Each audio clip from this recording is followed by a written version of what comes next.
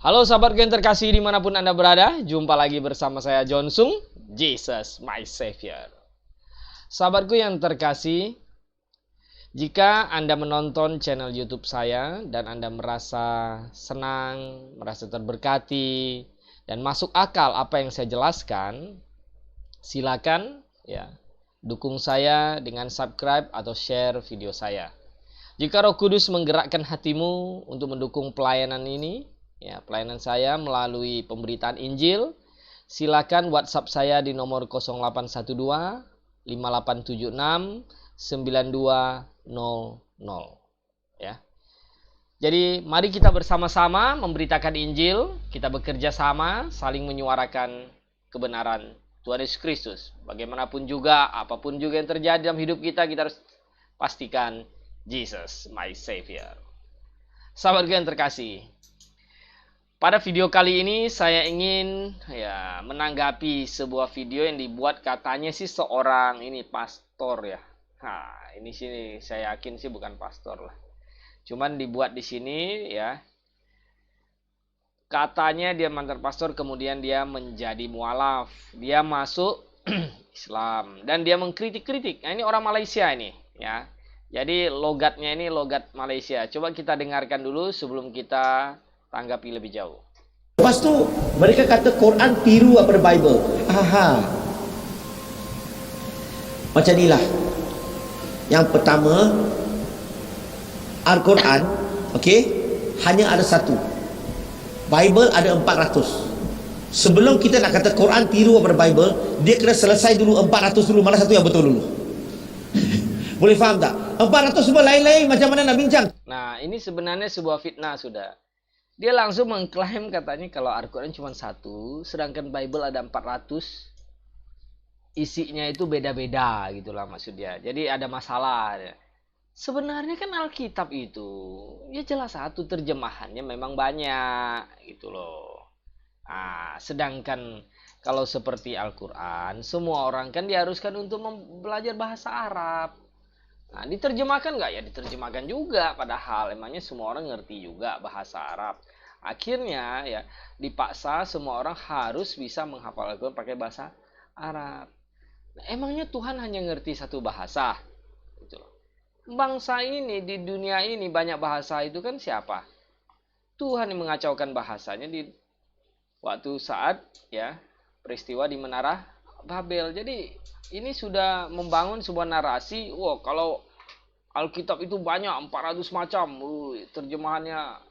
Kalau terjemahan iya ada beda, yes, maka kita itu merujuk ke bahasa aslinya. Kalau bahasa asli, nah, di dalam Alkitab Perjanjian Lama bahasa Ibrani pakai Masoretic Text, sedangkan Perjanjian Baru bahasa Yunani Tectus Recaptus. Itu yang saya percaya ya.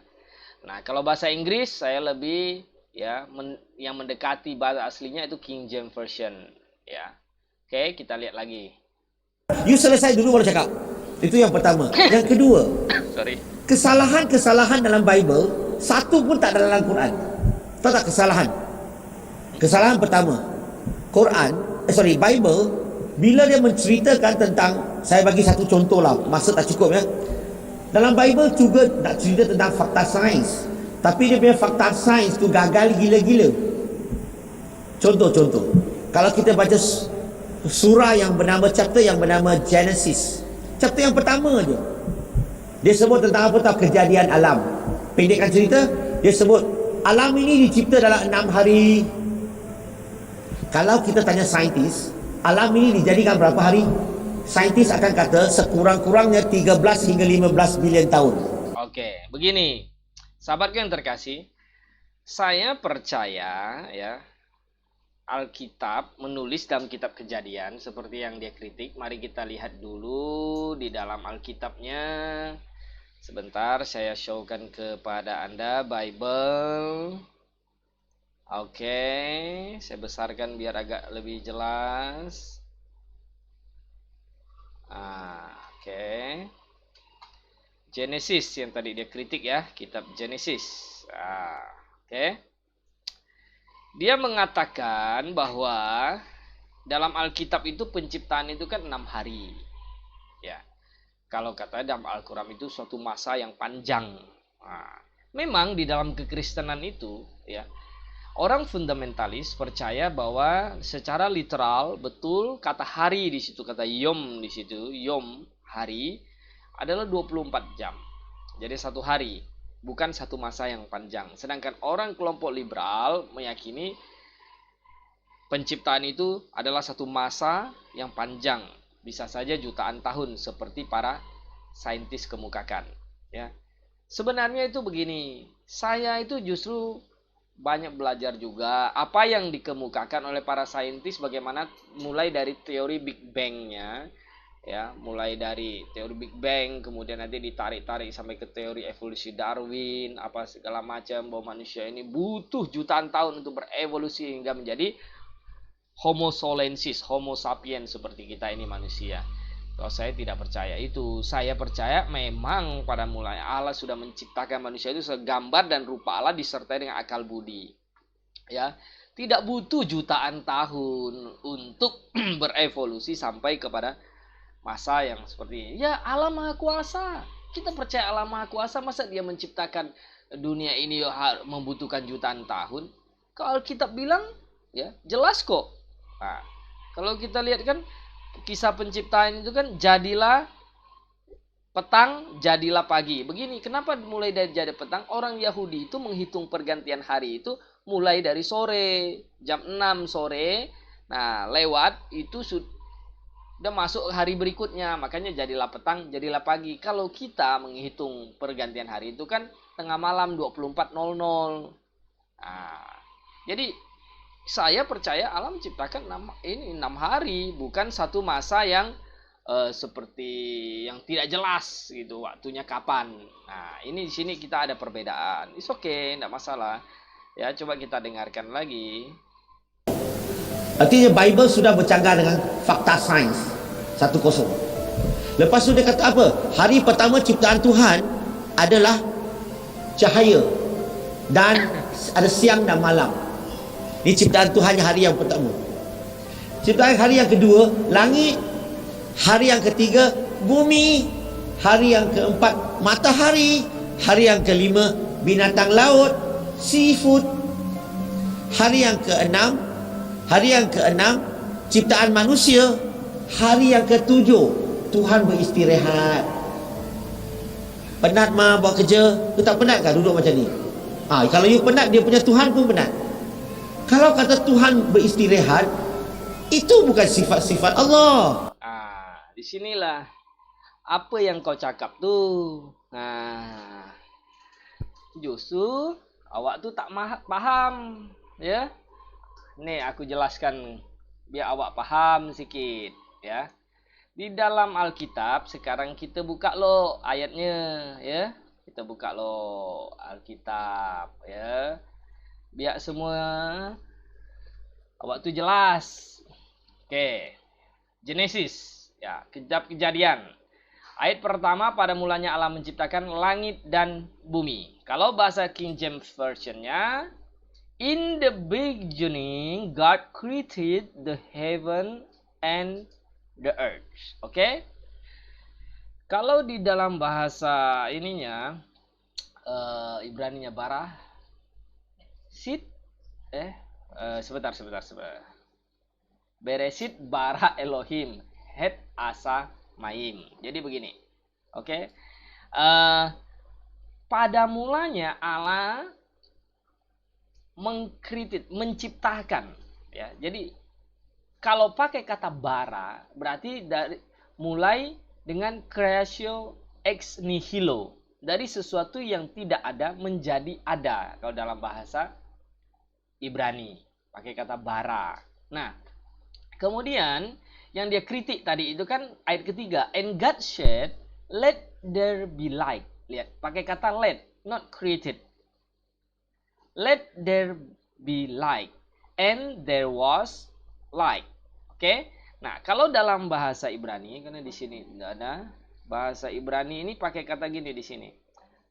Yehi or, pakai kata or. Let there be light. Dalam bahasa Inggrisnya, ya, terang itu, ya. Let there be light. Itu, ya, Allah perintahkan agar terang itu datang. Ya. Jadi terang itu sudah ada, tapi diperintahkan terang itu datang. Oke? Jadi bukan kreasi ex nihilo, pakai kata bara yang dia tidak ada menjadi ada. Oke? Tapi pakai kata, sekali lagi pakai kata or atau haya di sini, ya. Jadi tidak diciptakan terang itu. Loh, kok bisa? Nah, kan? Karena di sini pakai kata jadilah terang. Jadi terang.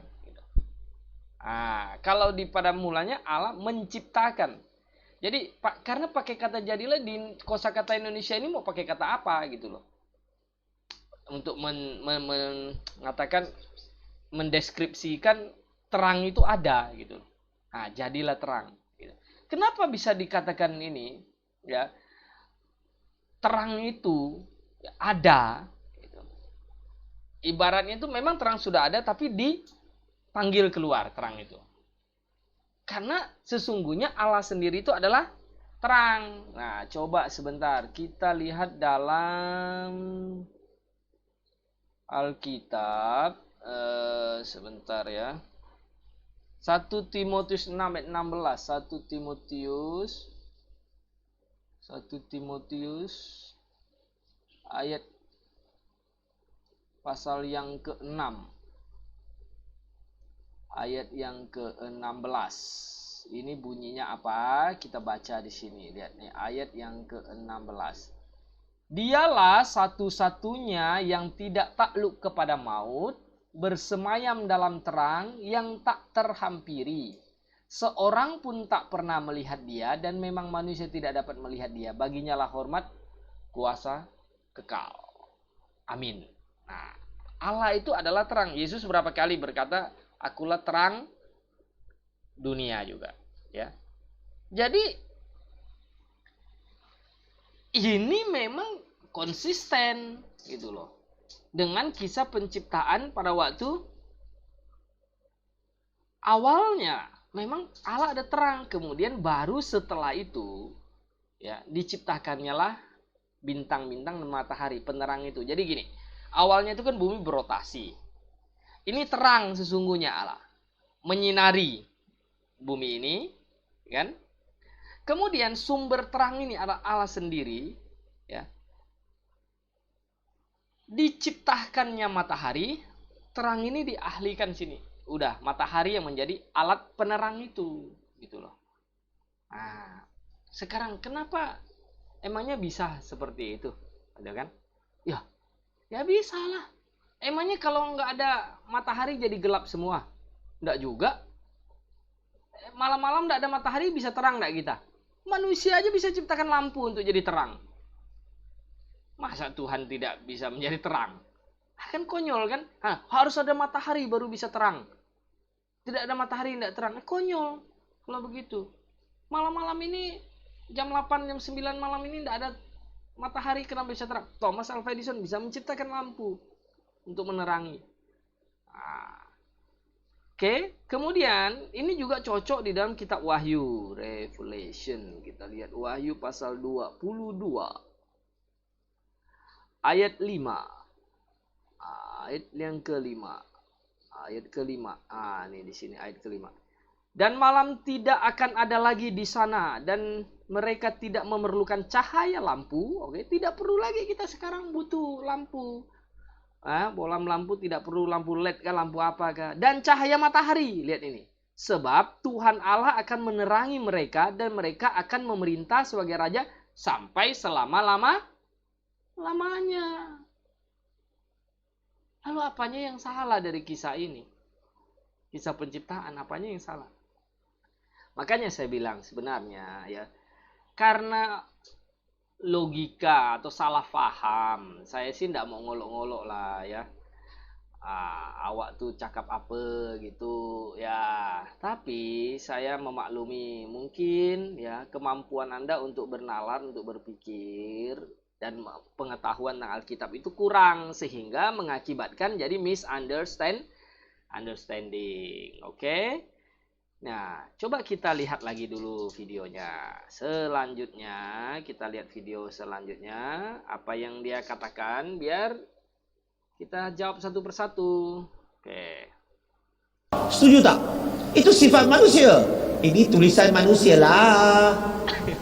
Dan kalau kita lihat tadi, hari pertama, kedua, ketiga, empat tu, kalau saya terangkan, banyak kesalahan. Saya bagi contoh.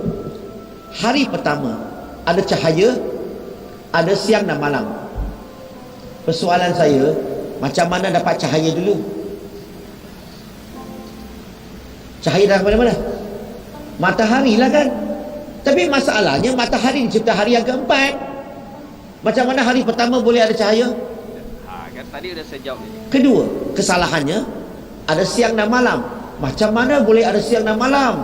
Macam mana kita dapat fenomena siang dan malam? Putaran bumi dan putaran matahari.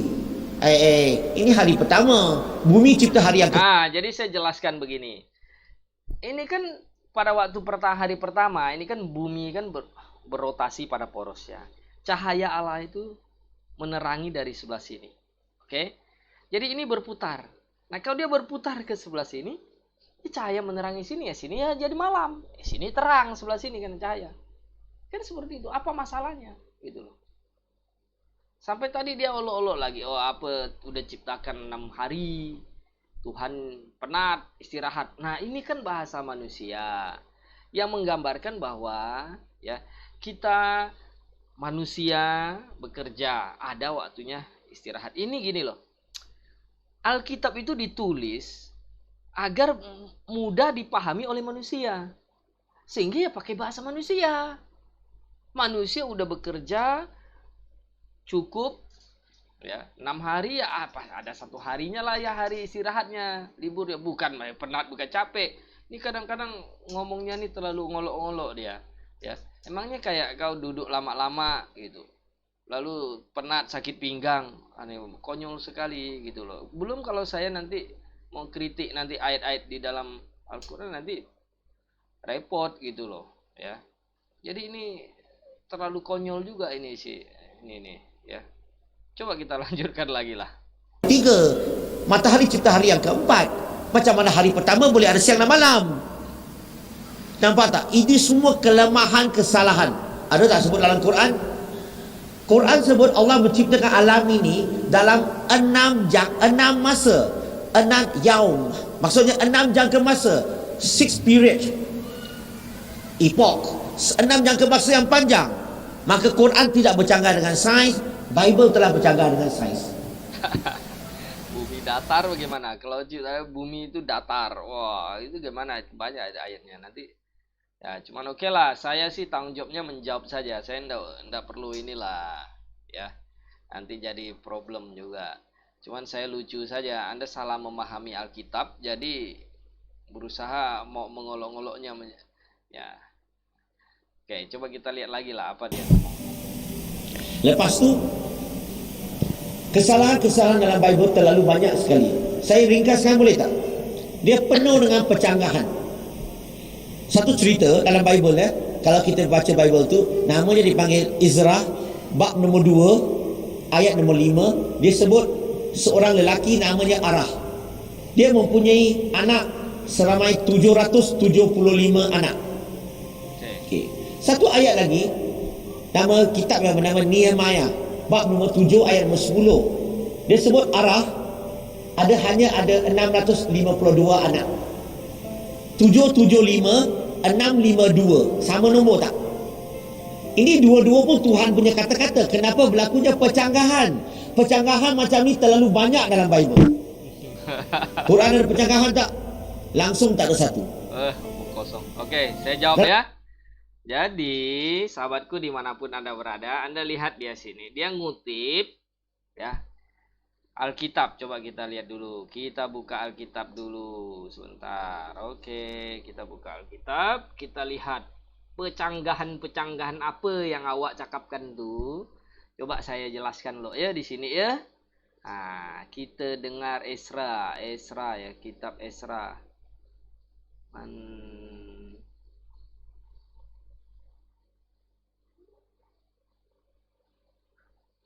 Oke, Esra pasal tadi dia bilang Esra pasal 2. Esra pasal 2 ayat yang kelima. Oke, bunyinya begini. Bani Arah 775 orang. Oke, berarti dipermasalahkannya tuh masalah jumlahnya 775 orang. Ya, kemudian dia bilang tadi apa dicakap tadi tuh? Nehemia. Nih, nyebut dia tadi tak benar ini. Aduh. Tak pas dia tadi nyebut aduh. Nehemia pun dia nyebut dia tidak begitu ini, ya. Oke, Nehemia pasal 7. Awak cakap pasal 7 ayat 10. Sini aku buka kan. Kalau ya. Bani Arah 652 orang. Nah, a register of the genealogy of them which come. Jadi gini, bahasakan ke Indonesia loh. Bahasakan Indonesia loh. Oke, betul. Ya. Jadi gini, ini konteksnya. Kita harus tahu dulu sekilas konteks kedua ayat ini. Pertama, orang-orang Israel yang pulang dari pembuangan di Babel itu diteliti oleh dua penulis. Yang satu Esra mengadakan sensus, ya. Dalam waktu yang berbeda. Jadi waktu Esra nulis di dalam tadi itu, ya. Esra tulis dalam pasal 2 ayat 5 itu sekitar tahun 450 sebelum Masehi. Ya. Nah, itu sebelum pemulangan ke Yerusalem.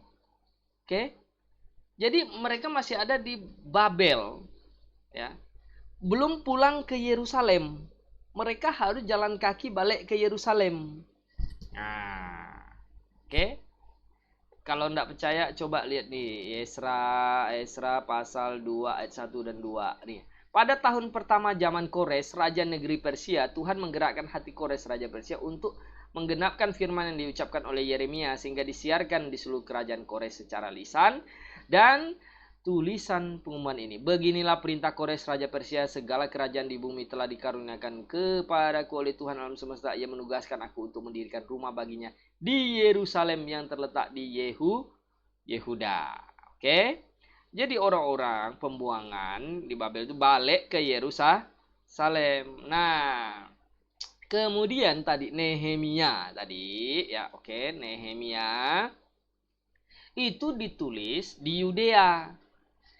Ditulis di Yudea itu kurang lebih 445 sebelum Masehi. Nah, ini berarti setelah tembok Yerusalem itu dibangun kembali. Jadi Yerusalem sudah dibangun kembali, dipulihkan oleh Nehemia. Nah, Nehemia pasal 7. Kita lihat pasal 7. Ayat keempat. Nah, adapun kota itu luas dan besar tetapi penduduknya sedikit dan rumah-rumah belum dibangun, ya. Maka Allahku memberikan dalam hatiku rencana untuk mengumpulkan para pemuka, para penguasa dan rakyat supaya mereka dicatat dalam silsilah. Lalu ku dapati daftar silsilah orang-orang yang lebih dahulu berangkat pulang. Dalam daftar itu ku dapati tertulis, inilah orang-orang provinsi Yehuda dan seterusnya. Jadi intinya Esra itu menulis sensus jumlah orang-orang Israel yang saat itu masih berada di Babel untuk dipulangkan ke Yerusalem. Nah, itu Esra tulis begitu. Sedangkan Nehemia menuliskan sensus orang-orang Israel yang sudah tiba 5 tahun sesudahnya gitu di Yerusalem. Ngerti gak? Jadi ada perjalanan waktu yang cukup panjang, 5 tahun kurang lebih. Mereka jalan dari Babel untuk sampai ke Yerusalem. Dan perjalanan itu kan bisa aja ada yang mati. Karena pada waktu itu emang jalan pakai pesawat, terbang traveling pakai pesawat, pakai bus. Ya. Apalagi masa-masa yang sulit di dalam situasi keadaan ya yang tidak aman gitu loh. Ya wajar dong. Jadi apa salahnya di sini? Nah, misalnya lah kayak saya mimpin pasukan atau mana kan rombongan berjalan kaki ya 1 bulan nah, sampai ke sana syukur-syukur selamat semuanya gitu. Kalau ada yang sakit, sama kayak kita tahun ini kena COVID. Udah berapa juga orang yang mati kena COVID. Lalu nanti dicatat, loh kok 1 tahun aja berkurang banyak nih rakyat Indonesia atau orang Malaysia. Ini kan pencatatannya, lihat konteksnya dong bro. Ampun, saya sama kamu bro. Ya, oke, coba kita lihat lagi lah apa yang dia katakan ya, biar kita dengarkan. Dalam Bible ada banyak cerita sumbang mahram. Tahu tak? Hubungan bapa ada hubungan dengan anak perempuannya. Nauzubillah. Alhamdulillah. Bapa dengan anak perempuan, mak dengan anak lelaki, bapa mertua dengan menantu, abang dengan adik. Macam-macam semua ada dalam Bible. Ada cerita lagi macam-macam yang berlaku. Quran ada cerita macam ni? Tak ada. Dalam Bible ada cerita mengarut. Tahu cerita mengarut? Burung ada berapa kaki? 2 kaki. Dalam Bible sebut burung ada 4 kaki. Haha. Nak cari burung yang ada 4 kaki? Saya tanggapi dulu ini. Nah, ini hal yang konyol sekali. Dia bilang di dalam Alkitab tuh banyak cerita apa lucah ya, apa tuh? Dia bilang maksudnya tuh mungkin ini, cerita-cerita yang porno ya gitu ya.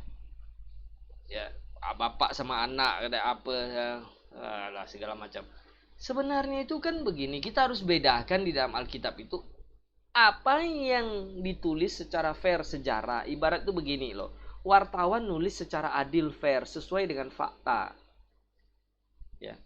Tidak ada seorang yang benar, seorang pun tidak. Tidak ada manusia suci di dunia ini. Ya. Jadi kesalahan-kesalahan, dosa-dosa para nabi sekalipun ditulis membuktikan bahwa mereka juga manusia berdosa. Tidak ada yang suci. Tidak ada pengajaran di dalam Alkitab itu membenarkan itu. Justru jangan berzina, itu hukum Taurat yang ke-7. Jangan berzina. Taurat yang ke-10, jangan mengingini istri orang lain. Segala macam, milik orang lain. Nah, tidak ada di dalam Alkitab itu konsep poligami. Dari awal itu Tuhan sudah ciptakan Adam dan Hawa. Tidak ada Adam, Hawa, Aminah, Siti, apa segala macam. Tidak ada. Jadi awak cakap tuh bagaimana? Cuman manusia berdosa. Lamek mengambil untuk orang pertama kali yang mengambil istri 2. Kan? Ya dia berdosa. Menceritakan banyak lagi dosa kejadian. Ya memang mereka berdosa. Lalu menurutmu tokoh dalam agamamu itu benar semua? Tidak ada lucahnya dalam Al-Quran. Nanti malahan saya dengar, tidak tahu lah ya ini benar apa enggak, itu ada ustadz yang ceramah bilang, kalau nanti di dunia ini kita bisa poligami, nanti di akhirat nanti kita pun dapat bidadari yang banyak. Kita bisa pesta seks di surga. Itu lebih parah lagi. Bagaimana? Itu. Masa di dunia jadi iming-imingin seperti itu, sampai di surga pun diiming-imingi hal yang seperti itu. Ini lebih konyol lagi, Mana sih, Bos? Aduh, awak cakap tuh kadang tidak masuk akal, mau ketawa saya ini. Ya. Belum lagi nanti ya, kalau saya bahas mengenai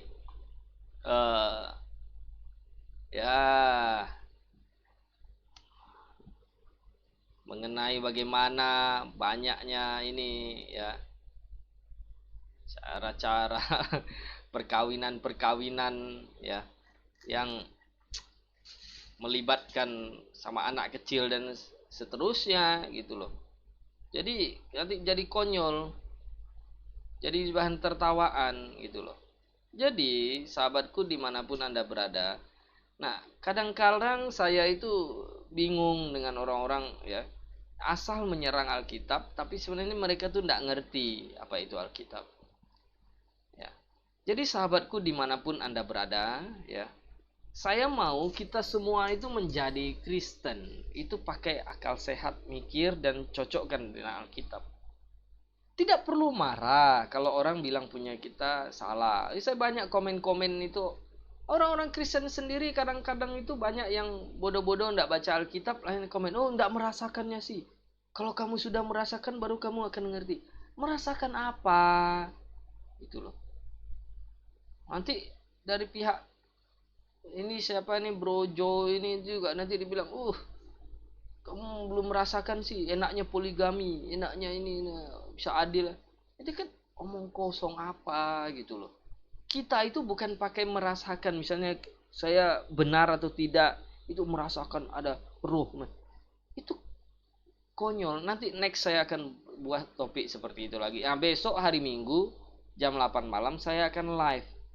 Tanya jawab langsung, boleh call ya StreamYard. Ya. Sahabat dimanapun Anda berada, Anda boleh call mau tanya.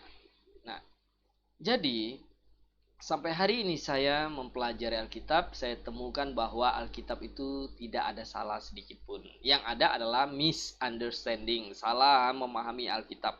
Seperti bro ini. Saya mengasihi dia, semoga suatu saat dia mengerti Alkitab. Ya. Kita tidak boleh ya membenci orang-orang yang belum mengerti. Kita berdoa dan kita menyampaikan penjelasan firman Tuhan. Sahabatku dimanapun Anda berada, jika Anda ada pertanyaan, silakan Anda boleh tanyakan lewat WhatsApp nomor saya. Ya, 081258769200. Jika Anda pokok doa, ada permasalahan, pergumulan hidup yang ingin saya doakan dan ke tim kami doakan, silakan sampaikan kepada saya.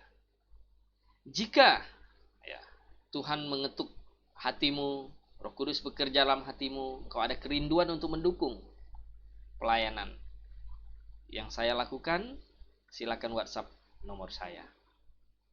Jadi sahabatku dimanapun Anda berada, perlu diketahui saya ya merintis gereja independen. Ya.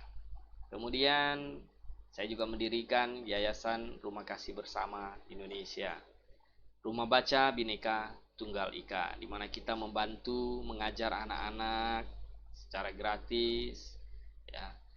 Tidak memandang agama apapun, kita murni sosial, ya. Kita membantu keluarga-keluarga yang tidak mampu, anak-anak yatim piatu. Kita semampunya menolong, kita akan menolong. Bahkan kami menerima ada juga sumbangan, baju bekas, ya, mainan apapun.